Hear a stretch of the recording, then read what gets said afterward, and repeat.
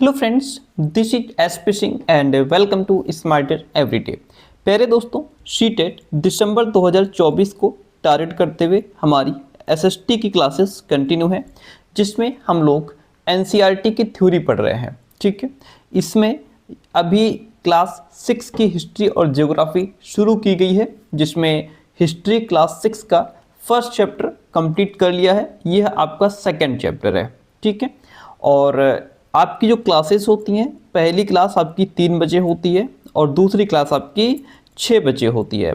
एक क्लास आपकी हिस्ट्री की रहेगी, दूसरी क्लास आपकी ज्योग्राफी की। ठीक है, ये क्लासेस आपको मिलती रहेंगी। तो सेकंड जो चैप्टर है, यह आखेटक खाद्य संग्रह से भोजन उत्पादन तक, यानी कि आखेटक खाद्य संग्रह से पहले लोग शिकार करते थे। ठीक है, उस तब उन्हें भोजन मिलता था। बाद में वो भोजन उत्पादन करने लगे, भोजन पैदा करने लगे। वहाँ तक का सफ़र इस चैप्टर में हम लोग तय करेंगे और बहुत इम्पॉर्टेंट चैप्टर, एक एक लाइन बहुत इम्पॉर्टेंट है। और यदि आप चाहते हैं कि आपका सीटेट है, आप उसे क्रैक कर पाएँ, तो फिर यही आपका एक बेस है, एक आधार है। इसी को आपको पकड़ना होगा, इसी बेस पे चलना होगा, तभी आप सीटेट को क्रैक कर सकते हैं। बहुत इंपॉर्टेंट चैप्टर, एक एक लाइन बहुत महंगी है, सीखते हुए चलते हैं। आइए शुरू करते हैं। जो भी विद्यार्थी क्लास में लास्ट तक बना रहता है, डेफिनेटली बहुत कुछ सीखने वाला है। ओके, यहाँ से शुरू करते हैं। देखिएगा, आरंभिक मानव, आखिर वे इधर उधर क्यों घूमते थे? What the reason behind this? इसके पीछे क्या कारण था? देखिए, हम उन लोगों के बारे में जानते हैं जो इस उपमहाद्वीप में 20 लाख साल पहले रहा करते थे। कब रहा करते थे? 20 लाख साल पहले। आज हम उन्हें आखेटक खाद्य संग्राहक के नाम से जानते हैं कि वो आखेटक खाद्य संग्राहक थे। शिकार करके अपने भोजन का कलेक्शन करते थे। भोजन का इंतजाम करने की विधि के आधार पर उन्हें इस नाम से पुकारा जाता था, क्योंकि वो भोजन का शिकार करते थे, है ना। जितनी ज़रूरत होती थी वो खा लिया, बाकी जो है उसको कलेक्ट करके या उसका संग्रहण कर लिया। ओके, आमतौर पर खाने के लिए वे जंगली जानवरों का शिकार करते थे। मछलियाँ और चिड़ियाँ पकड़ते, फल फूल, दाने, पौधे, पत्तियाँ, अंडे इकट्ठा किया करते थे। क्यों इसको कलेक्ट करते थे, क्यों इकट्ठा करते थे? जाहिर सी बात है, अपने भोजन के लिए। ओके, जंगली जानवरों का शिकार करते, मछलियाँ पकड़ते, चिड़िया मिल जाए, है ना, उसका वो क्या था? इनका भोजन था। आखेटक खाद्य संग्राहक समुदाय के लोग एक जगह से दूसरी जगह घूमते रहते थे। ध्यान रखिएगा, जो आखेटक खाद्य संग्राहक समुदाय के लोग थे, वो एक जगह से दूसरी जगह पर भ्रमण किया करते थे या घूमते रहते थे। इसके पीछे क्या कारण थे? इसके पीछे कई कारण थे। कारण आपके सामने है। पहला कारण तो यह है कि अगर ऐसे लोग एक ही जगह पर ज़्यादा दिनों तक रहते, तो आसपास के पौधों, फलों और जानवरों को खाकर समाप्त कर देते थे, क्योंकि भाई उनका काम है फल फूल खाना, जानवरों को खाना। एक ही जगह पर रहेंगे तो जाहिर सी बात है उस एरिया के जो जानवर रहेंगे या फल फूल रहेंगे, खा करके समाप्त कर देंगे। इसलिए और भोजन की तलाश में इन्हें दूसरी जगहों पर जाना पड़ता था। यहाँ का सारा मामला ख़त्म कर दिया, अब चलो दूसरी जगह चलते हैं। या कई बार मान लीजिए मौसम के अकॉर्डिंग, यहाँ पे अभी जैसे मान लीजिए आम का मौसम है, आम लगे हुए, तो उसकी वजह से यहाँ रुक गए, आम ख़त्म हो गए, दूसरी जगह चले गए। वहाँ मान लीजिए अमरूद का मौसम है, वहाँ रुक गए, वो ख़त्म हो गए, आगे चले गए। तो इस तरीके से जहाँ पे जो चीज़ें उनको उपलब्ध हो जाती थी, वहीं वो ठहर जाते थे। जब वो चीज़ें ख़त्म हो गई तो आगे बढ़ गए। दूसरा कारण यह है कि जानवर अपने शिकार के लिए या फिर हिरण और मवेशी अपना चारा ढूंढने के लिए एक जगह से दूसरी जगह जाया करते हैं। इसलिए इन जानवरों का शिकार करने वाले लोग भी इनके पीछे जाया करते होंगे। यानी कि जानवरों का शिकार करने वाले या फिर हिरण का शिकार करने वाले लोग क्या करते होंगे कि जैसे मान लीजिए हिरण का शिकार कर रहे हैं, अब वो हिरण भागते भागते, है ना, उसका पीछा करते करते ये लोग एक जगह से दूसरी जगह, दूसरी एरिया में पहुंच गए। ये भी कारण रहा होगा।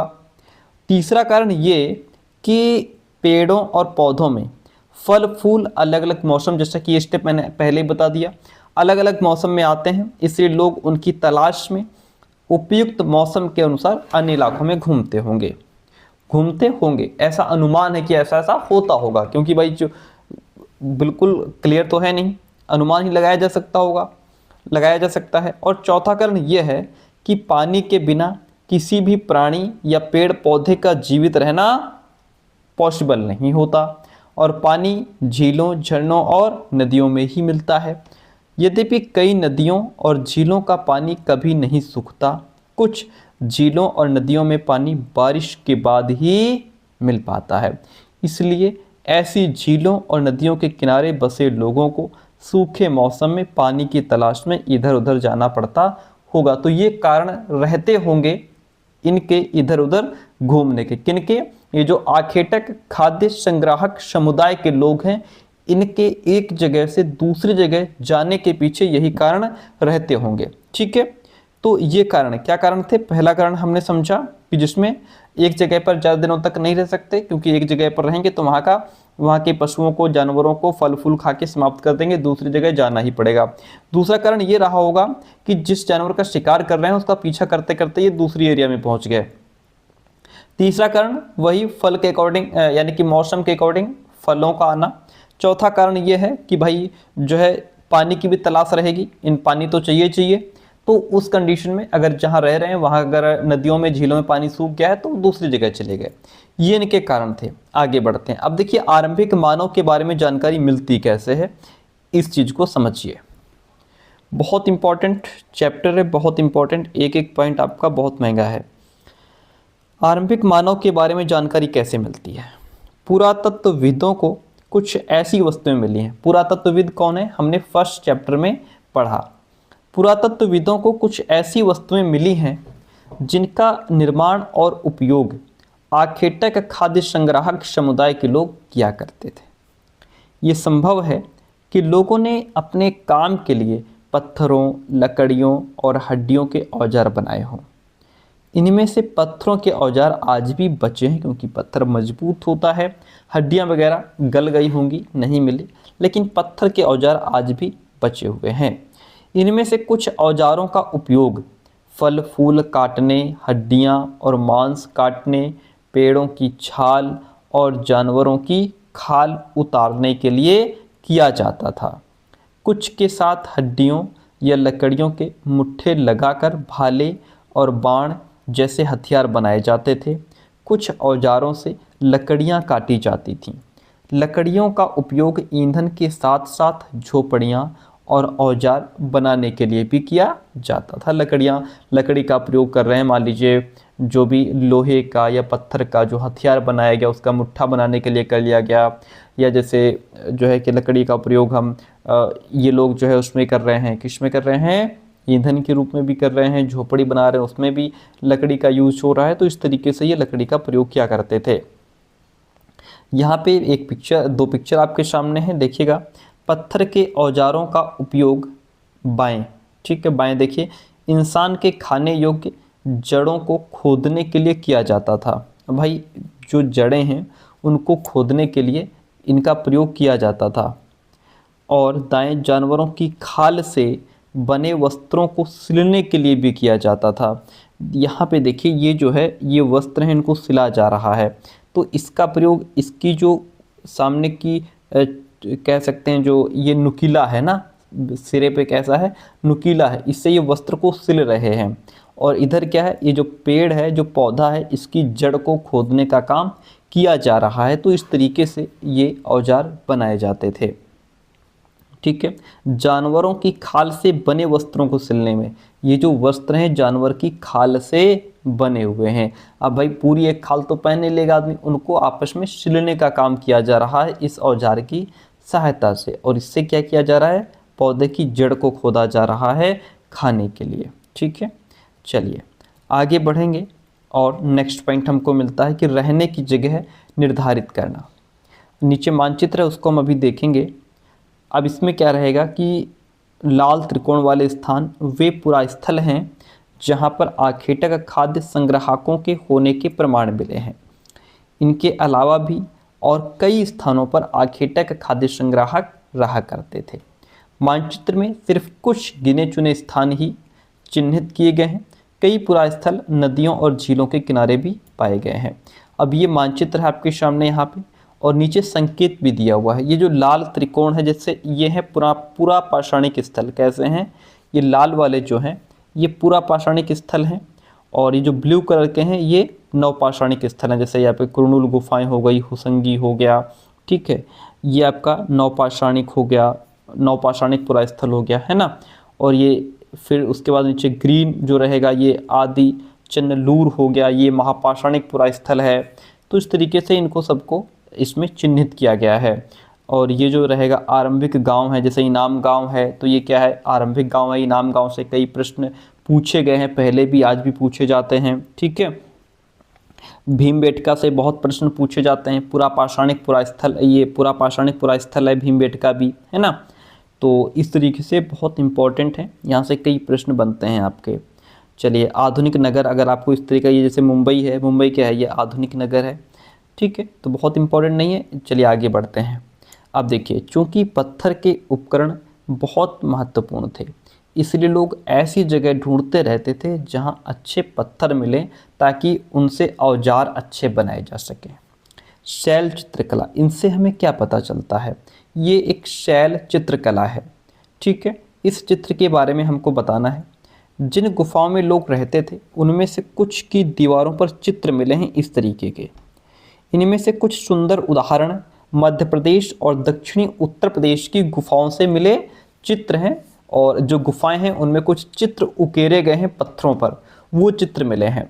इनमें जंगली जानवरों का बड़ी कुशलता से सजीव चित्रण किया गया है। आप देख पा रहे हैं यहाँ पे एक हिरण है जो भाग रहा है, और एक व्यक्ति उसको पकड़ने का प्रयास कर रहा है, उसको उसके पीछे दौड़ रहा है। तो जाहिर सी बात है उस समय के लोगों ने ऐसा किया होगा, जानवरों के पीछे भागते होंगे, उनको पकड़ते होंगे। फिर कोई क्रिएटिव होगा तो उसने उस चीज़ को देखा होगा और दीवार पर उसको बना दिया है, ठीक है। तो इस तरीके से ये चीज़ें हमें वहाँ से मिलती हैं। भीमबेटका जो आधुनिक मध्य प्रदेश है, इसकी अगर बात करें तो इस पूरा स्थल पर गुफाएं और कंदराएं मिली हैं। लोग इन गुफाओं में इसलिए रहते थे क्योंकि यहाँ उन्हें बारिश, धूप और हवाओं से राहत मिलती थी। ये गुफाएं नर्मदा घाटी के पास हैं। ओके, कहाँ हैं? नर्मदा घाटी के पास। आइए पूरा स्थल को समझते हैं। देखिएगा, पूरा स्थल क्या होता है? पूरा स्थल उस स्थान को कहते हैं जहाँ औजार, बर्तन और इमारतों जैसी वस्तुओं के अवशेष मिलते हैं, उन्हें पूरा स्थल कहते हैं। ध्यान रखिएगा, किसे कहते हैं पूरा स्थल? वो स्थान जहाँ औजार, बर्तन और इमारतों जैसी वस्तुओं के अवशेष मिले हों, उन्हें पूरा स्थल कहते हैं। ऐसी वस्तुओं का निर्माण लोगों ने अपने काम के लिए किया था। भाई, औजार का प्रयोग है, बर्तन का प्रयोग है, अपने काम के लिए किया था। बाद में वे उन्हें वहीं छोड़ करके चले गए, क्योंकि कहाँ लाद करके सब सामान ले जाते। ये ज़मीन के ऊपर, अंदर और कभी कभी समुद्र और नदी के तल में भी पाए जाते हैं। इन पूरा स्थलों के बारे में आपको हम नेक्स्ट चैप्टर में बताएंगे। आग की खोज, वेरी गुड, बहुत अच्छा टॉपिक मिला है। आग की खोज के बारे में जान लेते हैं। मानचित्र 2 में जो कुरनूल गुफा है उसको हम अभी ढूंढ लेंगे, इसके बारे में पढ़ते हैं। यहाँ राख के अवशेष मिले हैं। पॉइंट को नोट कीजिए, राख के अवशेष कहाँ मिले हैं? कुरनूल गुफा जो है यहाँ पे राख के अवशेष मिले हैं। इसका मतलब ये है कि आरंभिक लोग आग जलाना सीख गए थे। आग का इस्तेमाल कई कार्यों के लिए किया गया होगा भाई, जैसे कि उनको पहली बात तो प्रकाश चाहिए रात में, है ना, क्योंकि उस समय लाइट की व्यवस्था तो थी नहीं। तो जाहिर सी बात है आग जलाया होगा उन्होंने, तो फिर लाइट हुई होगी, प्रकाश हुआ होगा, तो उसमें उन्होंने उसको प्रयोग कर लिया। मांस भूनने के लिए और खतरनाक जानवरों को दूर भगाने के लिए, और भी बहुत सारी चीज़ों में फिर जब आग की खोज ही हो गई तो फिर कई सारे कामों में उन्होंने प्रयोग में लिया होगा। आगे बढ़ते हैं। नाम और तिथियों की अगर हम बात करें यहाँ पे, तो थोड़ा सा समझिएगा इसको। देखिए, हम जिस काल के बारे में पढ़ रहे हैं, पुरातत्वविदों ने उनके बड़े बड़े नाम रखे हैं। आरंभिक काल को वे पूरा पाषाण काल कहते हैं। किसको? जो आरंभिक काल है इसको क्या कहा गया है? पूरा पाषाण काल। यह 2 शब्दों, पुरा यानी कि प्राचीन, पाषाण यानी कि पत्थर से बना है। ठीक है। पुरा पाषाण कहाँ से बना? पुरा का मतलब प्राचीन हो गया, पाषाण का मतलब पत्थर हो गया। ये नाम पुरा स्थलों से प्राप्त पत्थर के औजारों के महत्व को बताता है कि उसमें पत्थर के औजारों का कितना इंपॉर्टेंस था। पूरा पाषाण काल 20 लाख साल पहले से 12,000 साल पहले के दौरान माना जाता है। ओके, 12,000 साल पहले के दौरान तक कितना क्या माना जाता है? पूरा पाषाण काल। इस काल को भी 3 भागों में विभाजित किया है इन्होंने। एक तो आरंभिक हो गया, फिर मध्य हो गया और फिर उसके बाद उत्तर हो गया। ठीक है, आरंभिक, मध्य और उत्तर, ये 3 भाग हो गए पूरा पाषाण काल के। मानव इतिहास की लगभग 99% कहानी जो है वो इस काल के दौरान घटित हुई है। जिस काल में हमें पर्यावरणीय बदलाव मिलते हैं उसे मेसोलिथ यानी कि मध्य पाषाण युग कहते हैं। पॉइंट को नोट कीजिए और याद रखिएगा कि जिस काल में हमें पर्यावरणीय बदलाव देखने को मिलते हैं उस काल को क्या कहा गया है? उसे मेसोलिथ यानी कि मध्य पाषाण युग कहा गया है। इसका जो समय है वो लगभग 12,000 साल पहले से लेकर 10,000 साल पहले तक माना गया है। इसी बीच जो है पर्यावरण में, एटमॉस्फेयर में कुछ चेंजेस देखने को मिले। इस काल के पाषाण औजार यानी कि पत्थर के जो औजार थे वो आमतौर पर बहुत छोटे होते थे। इन्हें माइक्रोलिथ यानी लघु पाषाण कहा जाता है। लघु का मतलब क्या होता है? छोटे। पाषाण का मतलब पत्थर, तो इन्हें छोटे पत्थर के औजार कहा जाता था। अक्सर इन औजारों में हड्डियों या लकड़ियों के मुट्ठे लगे हंसिया, आरी जैसे औजार मिलते थे। साथ साथ पुरापाषाण युग वाले औजार भी इसी दौरान बनाए जाते रहे।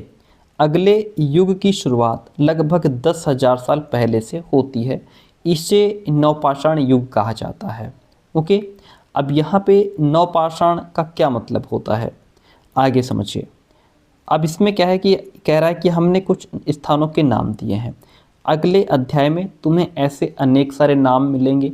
ओके, अक्सर हम पुराने स्थानों के लिए उन नामों का प्रयोग करते हैं जो आज प्रचलित हैं, जो आज चल रहे हैं, क्योंकि हमें ज्ञात नहीं है कि उस काल में इनके क्या नाम रहे होंगे। आगे बढ़ते हैं, बदलती जलवायु को समझते हैं। देखिएगा, बहुत इंपॉर्टेंट चैप्टर आपके लिए, समझिए। लगभग 12,000 साल पहले की बात है प्यारे दोस्तों। कब की बात है? लगभग 12,000 साल पहले दुनिया की जलवायु में बड़े बदलाव आए और गर्मी क्या हुई? बढ़ने लगी। इसके परिणाम स्वरूप कई क्षेत्रों में घास वाले मैदान बनने लगे। इससे हिरण, बारहसिंगा, भेड़, बकरी, गाय जैसे उन जानवरों की संख्या बढ़ी जो घास खाकर जिंदा रह सकते थे, क्योंकि भाई घास की पैदावार हुई तो ऐसे जानवरों की संख्या भी बढ़ने लगी। जो लोग इन जानवरों का शिकार करते थे वे भी इनके पीछे आए और इनके खाने पीने की आदतों और प्रजनन के समय की जानकारी हासिल करने लगे। हो सकता है कि तब लोग इन जानवरों को पकड़कर अपनी ज़रूरत के अनुसार पालने की बात सोचने लगे हों कि भाई इनको पकड़ो और हमारी जो ज़रूरतें हैं उनको पूरी किया जाए इनके माध्यम से। साथ ही इस काल में मछली भी भोजन का महत्वपूर्ण स्रोत बन गई थी। लोग मछलियों को भी खाना शुरू कर चुके थे। खेती और पशुपालन की शुरुआत कैसे हुई? बहुत इंपॉर्टेंट टॉपिक, समझिए। फिर क्या हुआ? इसी दौरान उपमहाद्वीप के भिन्न भिन्न इलाकों में गेहूं, जौ और धान जैसे अनाज प्राकृतिक रूप से उगने लगे थे। प्राकृतिक यानी कि अब इनको ऐसा नहीं कि मानव जो है कि गेहूं जैसे खेत में आज बोया जा रहा है ऐसे बोया जाता था पहले, नहीं, नेचुरली उगने लगे। शायद महिलाओं, पुरुषों और बच्चों ने इन अनाजों को भोजन के लिए बटोरना शुरू कर दिया होगा। ऐसा अनुमान है कि उसको बटोरना शुरू कर दिया होगा। साथ ही वे यह भी सीखने लगे होंगे कि यह अनाज कहाँ उगते थे और कब पक करके तैयार होते थे। क्यों भाई? पहले उन्होंने ऑब्जर्व किया होगा इसकी टाइमिंग क्या है ना। ऐसा तो है नहीं कि किसी भी फसल को किसी भी समय हम बीज देंगे, तो उसके अलावा और फिर कहाँ उगते थे, कब पककर तैयार होता है। ऐसा करते करते लोगों ने इन अनाजों को खुद पैदा करना सीख लिया होगा। ओके, इस प्रकार धीरे धीरे वे किसान बन गए। कौन बन गए? इस प्रकार धीरे धीरे वो किसान बन गए।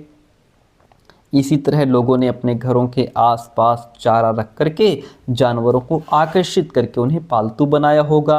कि भाई ऐसा उम्मीद है ना, तभी तो होगा, ऐसा बनाया होगा, ऐसा होगा, यानी कि अनुमान है कि लोग ऐसा करते होंगे। सबसे पहले जिस जंगली जानवर को पालतू बनाया गया वह कुत्ते का जंगली पूर्वज था। कौन था? कुत्ते का ही एक जंगली पूर्वज था। धीरे धीरे लोग भेड़, बकरी, गाय और सूअर जैसे जानवरों को अपने घरों के नज़दीक आने को उत्साहित करने लगे कि ये जानवर हमारे पास आएँ, हमारे घर के पास आएँ, हम इनको पकड़ें और फिर अपनी ज़रूरतें पूरी करें। ऐसे जानवर झुंड में रहते थे और ज़्यादातर घास खाते थे। अक्सर लोग अन्य जंगली जानवरों के आक्रमण से इनकी सुरक्षा किया करते थे और इस तरह धीरे धीरे वे पशुपालक भी बन गए। तो आपने समझा किस तरीके से मानव धीरे धीरे पशुपालक बन गया, धीरे धीरे वो कृषक बन गया। ठीक है, बात समझ में आ रही है आपके? Very good. आगे बढ़ते हैं। घरेलूकरण की प्रक्रिया को समझिए, इम्पॉर्टेंट देखिएगा।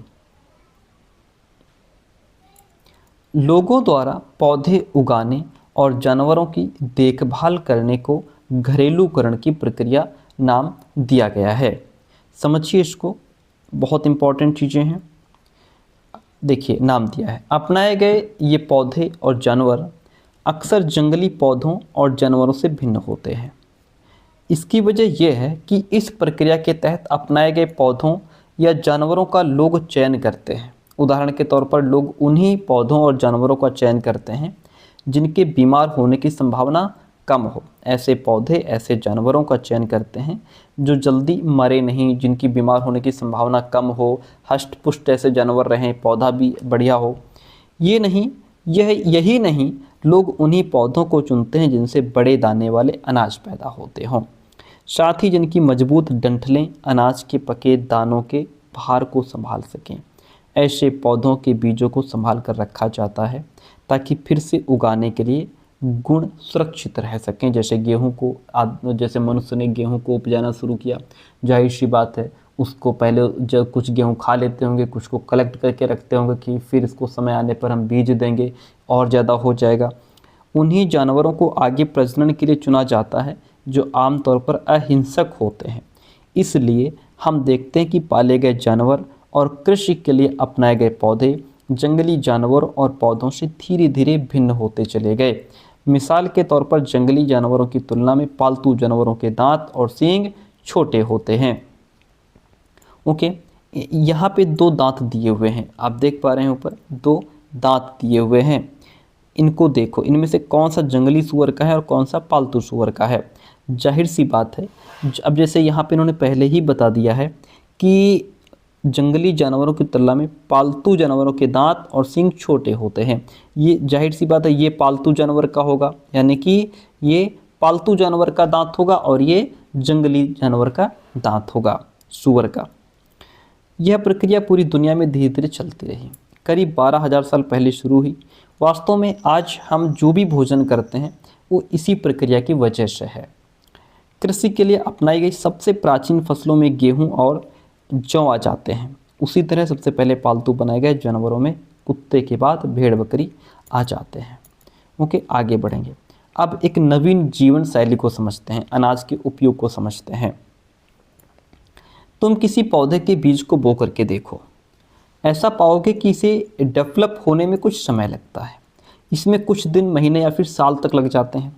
इसलिए जब लोग पौधे उगाने लगे तो उनकी देखभाल के लिए उन्हें एक ही जगह पर लंबे समय तक रहना पड़ता था। भाई, अगर हमने गेहूं बीज दिया है तो जाहिर सी बात है अब हमें यहाँ पर 6 महीने के लिए स्टे करना ही होगा, नहीं तो हमारी फसल की देखरेख कौन करेगा, है ना। तो देखभाल के लिए उन्हें एक ही जगह पर लंबे समय तक रहना पड़ा था। बीज बोने से लेकर फसलों के पकने तक, पौधों की सिंचाई करने, खरपतवार हटाने, जानवरों चिड़ियों से उनकी सुरक्षा करने जैसे बहुत से काम इसमें शामिल हो गए। कटाई के बाद अनाज का उपयोग बहुत संभाल कर करना पड़ता था।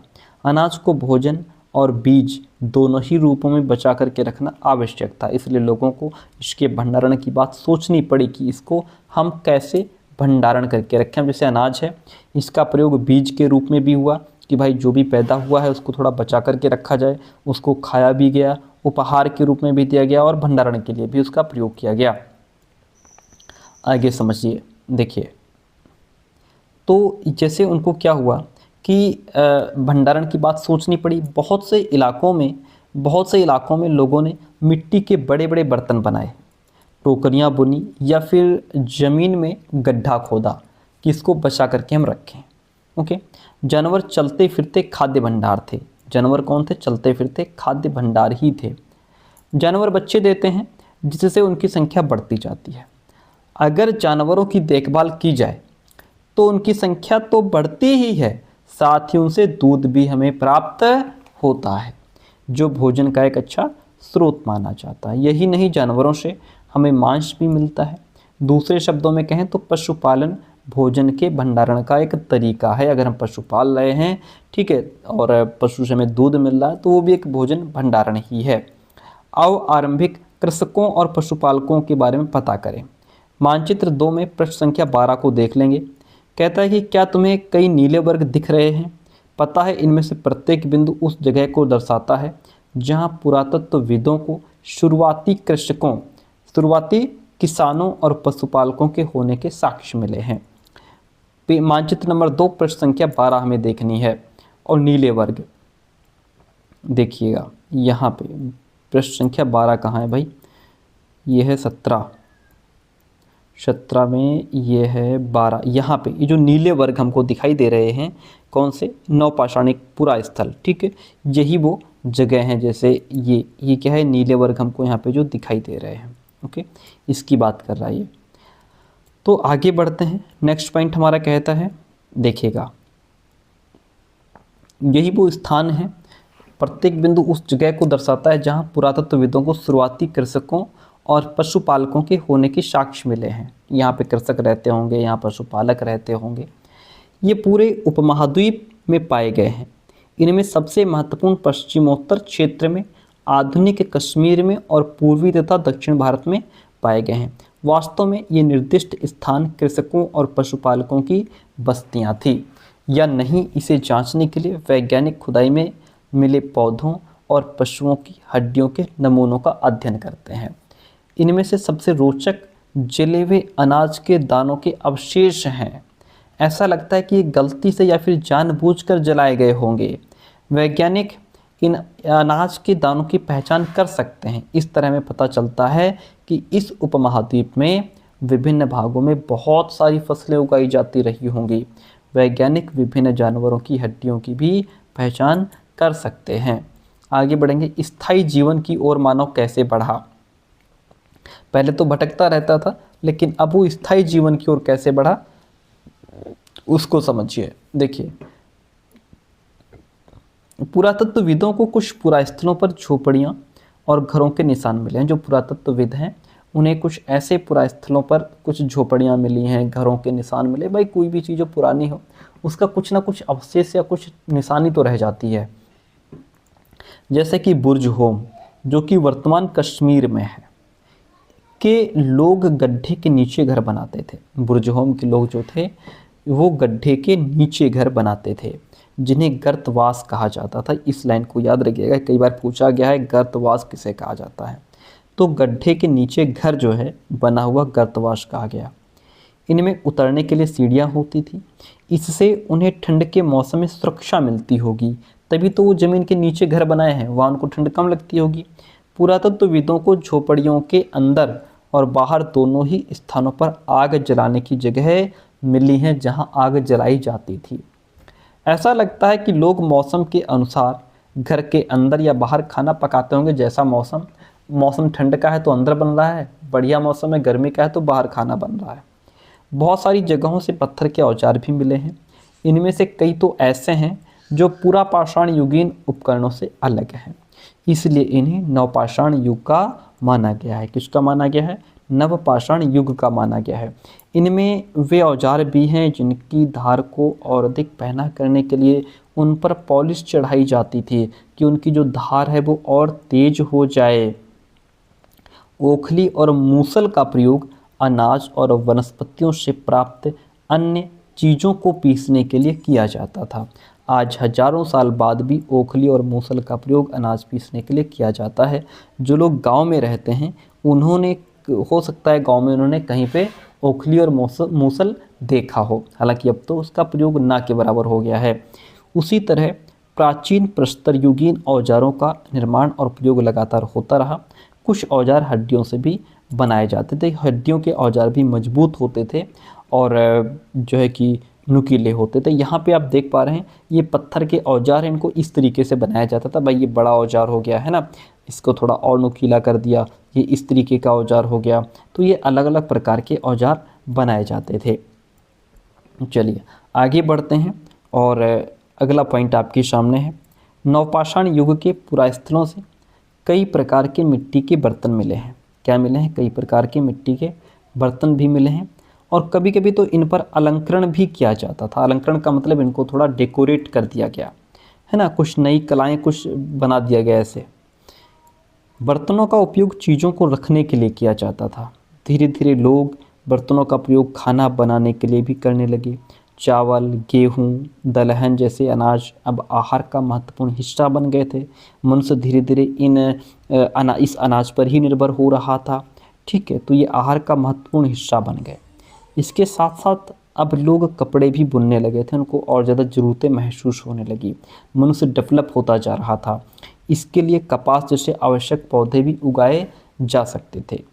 तो अब ये कह रहा है कि अब तुम क्या कल्पना कर सकते हो इसमें क्या रखा जाता होगा? जाहिर सी बात है इसमें गेहूँ चावल रखा जाता होगा, आटा रखा जाता होगा। ठीक है, क्या ये परिवर्तन हर जगह एक साथ ही आए होंगे? ऐसी बात नहीं है। हर जगह परिवर्तन एक साथ कैसे आया होगा? एक तरफ जहाँ कई जगहों पर स्त्री पुरुष शिकार और भोजन संग्रह करने का काम करते रहे थे, वहीं अन्य लोगों ने हजारों सालों के दरमियान धीरे धीरे खेती और पशुपालन को अपना लिया। बहुत जगह लोग मौसम के मुताबिक बदल बदल करके अपनी जीविका चलाया करते थे, क्योंकि कोई परिवर्तन अचानक नहीं आता। जो परिवर्तन है वो धीरे धीरे धीरे आता है। लोग एक दूसरे से सीखते चले जाते हैं। सूक्ष्म निरीक्षण की अगर बात की जाए, मेहरगढ़ में जीवन मृत्यु की बात हो रही है। यहाँ पे देखिए चैप्टर बहुत इंपॉर्टेंट है आपका ये। देखिए मानचित्र 2 प्रश्न संख्या 2 में हम मेहरगढ़ ढूंढ लेंगे। यह ईरान जाने वाले सबसे महत्वपूर्ण रास्ते बोलन दर्रे के पास एक हरा भरा समतल स्थान है। कौन सा? मेहरगढ़। मेहरगढ़ कहाँ है? ईरान जाने वाला जो सबसे महत्वपूर्ण रास्ता है बोलन दर्रे के पास, वो हरा भरा एक समतल स्थान है मेहरगढ़। मेहरगढ़ संभवतः वो स्थान है जहाँ के स्त्री पुरुषों ने इस इलाके में सबसे पहले जौ, गेहूं उगाना और भेड़ बकरी पालना सीखा था। कौन सा इलाका है? मेहरगढ़। मेहरगढ़ ही संभवतः, लाइन को नोट कर लीजिए, जहाँ वो स्थान है जहाँ के स्त्री पुरुषों ने इस इलाके में सबसे पहले जौ, गेहूं उगाना, भेड़ बकरी को पालना शुरू किया था। मेहरगढ़ के घर का एक चित्र यहाँ पे आप देख सकते हैं। यहाँ विभिन्न प्रकार के जानवरों की हड्डियाँ भी मिली हैं मेहरगढ़ में। इनमें हिरण और सूअर जैसे जंगली जानवरों और भेड़ तथा बकरियों की हड्डियाँ भी मिली हैं। मेहरगढ़ में इसके अलावा चौकोर और आयताकार घरों के अवशेष भी मिले हैं। चौकोर और आयताकार घरों के अवशेष यहाँ पे मिले हैं मेहरगढ़ में। प्रत्येक घर में 4 या उससे ज़्यादा कमरे हैं। हालांकि यहाँ पे 1, 2, 3, 4 कमरे हैं, जिनमें से कुछ संभवतः भंडारण के काम भी आते होंगे, चीज़ों को रख रखाव के लिए। मृत्यु के बाद सामान्यतः मृतक के सगे संबंधी उसके प्रति सम्मान जताते हैं। लोगों की आस्था है कि मृत्यु के बाद भी जीवन होता है, इसलिए कब्रों में मृतकों के साथ कुछ सामान भी रखे जाते थे। जो मर गए उनके साथ कब्र में कुछ सामान रख दिया। मेहरगढ़ में ऐसी कई कब्रें मिली हैं। मेहरगढ़ में ऐसी कई कब्रें मिली हैं। एक कब्र में एक मृतक के साथ एक बकरी को भी दफनाया गया था। ये भाई मृतक है, इसको यहाँ पे दफनाया गया है। ठीक है, ये ऐसे, इसको ये ऐसे लेटा है, ऐसे करके इसके पैर हैं। ये बकरी है ना, ये बकरी का ढांचा है। तो कब्र में क्या है मिला है कि मृतक के साथ एक बकरी को भी दफनाया गया। संभवतः इसे परलोक में मृतक के खाने के लिए रखा गया होगा कि भैया इसके खाने पीने की व्यवस्था रख दो, इसके साथ में जाएगा, खाएगा क्या, तो साथ में रख दिया है। तो अब ये बेचारा, ऐसे लोगों की मान्यता थी कि ये ऊपर जाके खाएगा परलोक में। तो मेहरगढ़ की कब्र का चित्र है और इसमें ये बकरी का कंकाल जो कि सामने दिख रहा है। ठीक है, चलिए आगे बढ़ते हैं। बस इस तरीके से हमारा चैप्टर भी खत्म हो गया। और इसमें हम कुछ महत्वपूर्ण तिथियां उनको जान लें। मध्य पाषाण युग का जो समय है वो 12,000 से 10,000 साल पहले तक का है। बसने की प्रक्रिया का आरंभ लगभग 12,000 साल पहले हुआ। नवपाषाण युग का आरंभ 10,000 साल पहले हुआ। मेहरगढ़ में बस्ती का आरंभ लगभग 8,000 साल पहले हुआ था। आपका होमवर्क क्या है, आप उसमें कमेंट बॉक्स में ये इसका आंसर फिल करेंगे, ठीक है। आखेटक खाद्य संग्रह गुफाओं में इसलिए रहते थे क्योंकि, आगे क्या आएगा आप कमेंट बॉक्स में बताइए। का फर्स्ट का क्या है, खा क्या है, आप इसका आंसर करके बताइएगा, ठीक है। क्लास कैसी रही कमेंट करके ज़रूर बताइएगा। और बहुत इंपॉर्टेंट, आपकी एक क्लास 3 बजे होती है, एक 6 बजे होती है। नोट्स आपके धीरे धीरे प्रिपेयर हो रहे हैं, जल्दी आपको एसएसटी के कंप्लीट नोट्स भी मिलेंगे, जिसको पढ़ने के बाद आपको बाहर से कुछ भी खरीदना या पढ़ना नहीं पड़ेगा। थैंक यू सो मच, मिलते हैं बहुत जल्दी नेक्स्ट क्लास में।